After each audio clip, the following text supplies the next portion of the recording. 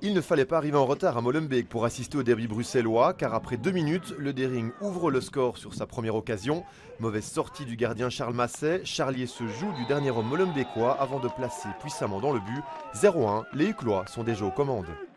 Le Dering réagit à la 5e minute, Van Lintout se joue de Becker sur la gauche, mais Cossens ne parvient pas à reprendre son centre.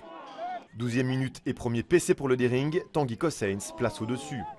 Ce n'est que partie remise pour les Molenbeekois qui égalisent sur leur 4e penalty corner. Cette fois, Tanguy Cossens place en pleine lucarne, hors de portée de Gukasov, un partout à 2 minutes de la pause.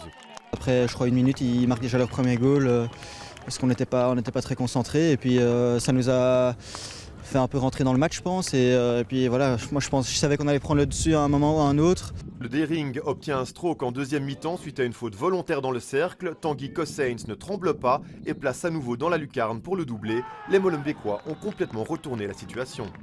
1 minute plus tard, le même Cossens a l'occasion de faire le break au terme d'un bel effort personnel, mais la tentative du Molenbeekois se heurte cette fois à Jérémy Gukasov. Le Dering a raté le coche car le Racing égalise dans le 4e quart-temps. Tom Bone est à la conclusion d'un bel effort de Charlier, Gougnard et compagnie sur la droite pour faire 2-2. Il reste à cet instant 12 minutes à jouer.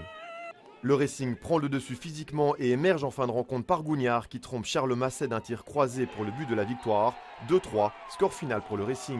C'est la fin des illusions pour les playoffs? Ouais, clairement, mais bon, pour moi, je vous avoue que j'y pensais déjà plus trop puisque on a perdu beaucoup trop de points et avec le niveau qu'on affiche dans l'équipe à cette deuxième partie de saison, on ne pouvait pas prétendre à un top 4. Qu'est-ce qui a fait la différence finalement aujourd'hui? C'est le physique? Je pense que c'était la patience et mentalement on est resté vraiment concentré dans notre match. On essayait de ne pas être focalisé sur les arbitres ou sur facteurs extérieurs. C'est ça que le coach a dit à la mi-temps et au briefing avant le match. C'est vraiment être concentré sur notre performance. Le Dering a craqué physiquement en fin de match et peut faire une croix sur les playoffs. Le Racing, quant à lui, reste bien accroché à la première place à 5 journées de la fin.